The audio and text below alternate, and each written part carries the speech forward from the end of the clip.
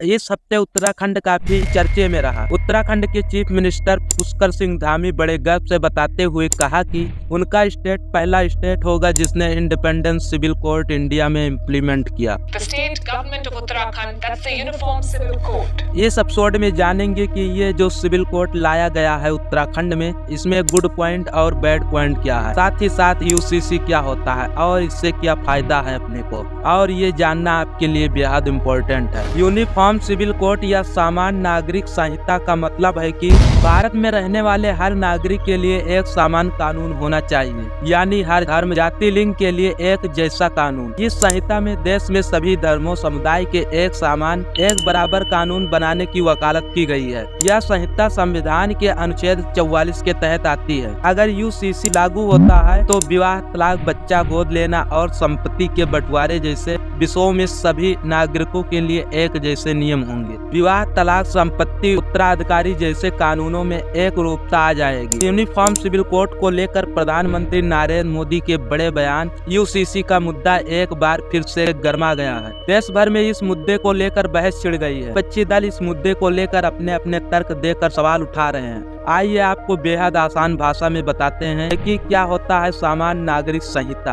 अचानक क्यों छिड़ गई, इस पर बहस और ये किन किन देशों में लागू है। यूनिफॉर्म सिविल कोड का full form the uniform civil code is a legal framework that would apply to all citizens of India regardless of their religions, community, race, sex or caste. The UCC would cover areas like marriage, divorce, maintenance, inheritance, adoption and succession of property. सामान्य नागरिकता संहिता यानी एक देश और एक कानून। जिस देश में भी सामान्य नागरिक संहिता लागू होती है उस देश में विवाह, तलाक, बच्चा गोद लेना, संपत्ति के बंटवारे से लेकर अन्य सभी विषयों को लेकर जो भी इस कानून बनाए गए हैं वो सभी धर्म के नागरिकों को समान रूप से मान्य होंगे। फिलहाल भारत में कई निजी कानून धर्म के आधार पर तय है। ऐसे में अगर सामान्य नागरिकता संहिता को भविष्य में लागू किया जाता है तो देश में सभी धर्मों के लिए वही कानून लागू होगा जिसे भारतीय संसद द्वारा तय किया जाएगा। आजादी के बाद पहले जनसंघ और अब बीजेपी के मुख्य 3 एजेंडे रहे हैं। इनमें पहला जम्मू कश्मीर से अनुच्छेद 370 को हटाना था, दूसरा अयोध्या में राम मंदिर का निर्माण कराना और तीसरे पूरे देश में सामान्य नागरिक संहिता लागू कराना है।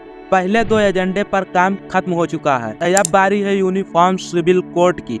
उत्तराखंड के बीजेपी सरकार ने सामान्य नागरिक संहिता से संबंधित बिल 6 फरवरी को पेश किया और अगले दिन ही ये पास होकर अब कानून बन चुका है। सामान्य नागरिक संहिता को लेकर अगर दुनिया की बात करें तो ऐसे तमाम देश है जहां ये लागू है। इस लिस्ट में इसमें America, Ireland, Pakistan, Bangladesh, Malaysia, तुर्की, इंडोनेशिया, सूडान, मिस्र जैसे अनेक देशों के नाम शामिल हैं। यूरोप के कई ऐसे देश हैं जो एक धर्मनिरपेक्ष कानून को मानते हैं, वही इस्लामिक देशों में शरिया कानून को मानते हैं। भारतीय संविधान के मसौदा समिति के अध्यक्ष डॉक्टर भीमराव अंबेडकर ने कहा, it is perfectly possible that the future parliament may make a provision by way of making a beginning that the code shall apply only to those who make a declaration that they are prepared to be bound by it, so that in the initial stage the application of the code may be purely voluntary. यानी सामान्य नागरिक संहिता के बारे में कुछ भी नया नहीं है। विवाह विरासत के क्षेत्रों को छोड़कर देश में पहले से ही एक सामान्य नागरिक संहिता मौजूद है जो संविधान के मसौदे में सामान्य नागरिक संहिता के मुख्य लक्ष्य यूसीसी भी विकल्प होना चाहिए। 1948 में संविधान सभा की बैठक में अंबेडकर ने यूसीसी को भविष्य के लिए अहम बताया था और इसे स्वैच्छिक रखने की बात कही गई थी। आइए जानते हैं यूसीसी के फायदे क्या हैं। यूनिफॉर्म सिविल कोड में लोगों को लैंगिक समानता का अधिकार भी दिया जाता है ताकि इसे बढ़ावा मिल सके। सामान्य नागरिक संहिता लागू होने से भारत की महिलाओं की स्थिति में भी सुधार आएगा क्योंकि कुछ धर्म के पर्सनल लॉ में महिलाओं के अधिकार सीमित है। मुस्लिम समाज द्वारा लड़कियों की शादी छोटी आयु में ही कर दी जाती है। जब देश में यूसीसी लागू किया जाएगा तब से इस पर भी प्रतिबंध लगा दिया जाएगा। जिन भी नागरिकों के साथ धर्म, जाति या रंग के रूप में भेदभाव किया जाता है उसे यूसीसी के तहत खत्म किया जाएगा। देश के मुस्लिम समुदाय में मुस्लिम पर्सनल लॉ बोर्ड है। इस लॉ के अंतर्गत शादीशुदा मुस्लिम पुरुष अपनी पत्नी को अपनी मर्जी से सिर्फ 3 बार में तलाक कहकर तलाक दे सकता है। इसके अलावा मुस्लिम लॉ में तलाक के और भी कई प्रकार दिए गए हैं। यह सब समस्या मुस्लिम महिलाओं को झेलनी पड़ती है, लेकिन यूनिफॉर्म सिविल कोड के तहत एक ही प्रकार के तलाक किए जाएंगे। इस वीडियो को अपने दोस्तों के साथ भी शेयर कीजिएगा और ऐसे वीडियो के लिए हमारे चैनल को सब्सक्राइब कीजिए। मिलते हैं किसी और वीडियो में।